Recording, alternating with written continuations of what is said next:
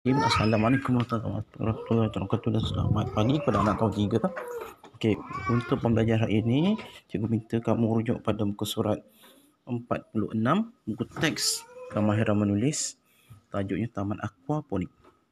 Okey, untuk aktiviti pada hari ini, anak-anak dikendaki membaca maklumat pada muka surat 46.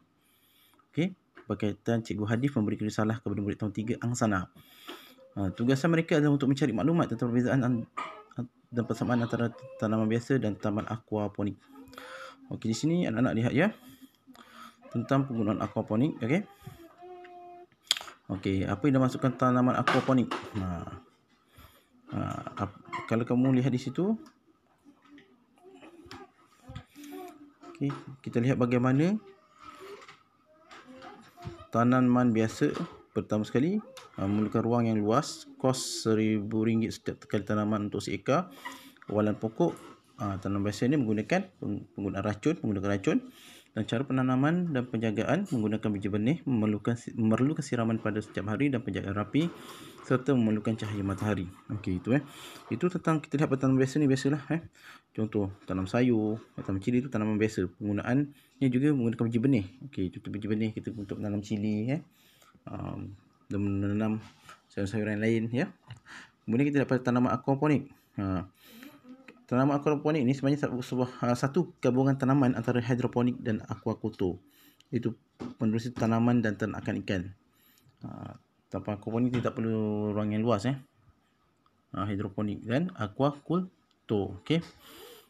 Dan kawalan pokok juga tidak menggunakan racun, dan cara penanaman dan penjagaan menggunakan biji benih, memerlukan cahaya matahari, tidak memerlukan siraman dan penjagaan rapi. Okey. Kos RM3,500 untuk membeli peralatan. Pembelian sekali sahaja. Okey. Agak tinggi sikit kosnya, agak mahal juga kosnya kerana pembeliannya sekali saja. Okey. Itu ialah tentang berkaitan tanaman aquaponik. Tetapi perbezaan antara tanaman biasa dan tanaman aquaponik ini, tanaman aquaponik ini tidak memerlukan siraman dan penjagaan rapi berbanding tanaman biasa yang memerlukan penjagaan rapi. Akan tetapi ianya penting untuk kedua jenis tanaman ini dengan memerlukan cahaya matahari. Cahaya matahari sangat penting untuk menyuburkan tanaman kita. Okey. Jadi anak-anak kena faham anak-anak kena tahu tentang kedua-dua kaedah tanaman ini. Satu kaedah tanaman biasa, tanaman aquaponik. Hidroponik ini sebenarnya menggunakan air. Awak pun pelik, apa tu hidroponik dan aquaculture?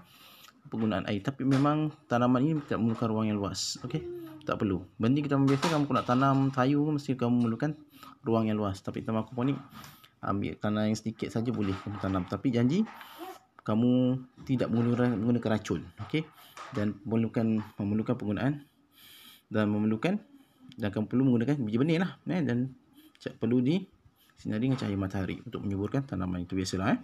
Okey, anak kena faham tentang kedua-dua kaedah tanaman tersebut. Okey.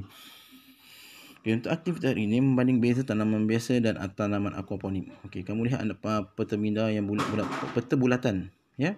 Ianya merupakan salah satu peta minda. Okey, kalau dalam sebutannya peta iting Okey. Apa cikgu minta hari ini? Kamu gunakan selai kertas, sama ada kertas A4 atau kertas biasa, buat peta minda tersebut. Okey, ada dua bahagian. Maknanya dalam dua bahagian ini anak-anak dikendaki membina peta bulatan untuk membezakan antara penggunaan tanaman biasa dan tanaman aquaponik, dan juga persamaan kedua tanaman tersebut. Okey. Kalau sebelah kanan tu anak-anak boleh tulis kalau sebelah kiri anak-anak boleh tulis tanaman biasa. Yang sebelah kanan anak-anak boleh menulis tanaman aquaponik. Jadi cikgu ingin melihat bagaimana anak-anak membuat persamaan dan juga perbezaan antara dua kaedah tanaman tersebut. Okey. Nanti anak-anak buat dan hantarkan peta bulatan ini ke dalam Telegram. Menerusi Telegram Aku akan menilai bagaimana anak-anak membuat perbezaan antara kedua-dua kaedah tanaman ini. Okey. Tetapi perkara yang paling pertama, anak-anak perlu membaca keseluruhan maklumat, dan keduanya bahagilah anak-anak faham antara perbezaan antara kedua-dua kaedah tanaman ini.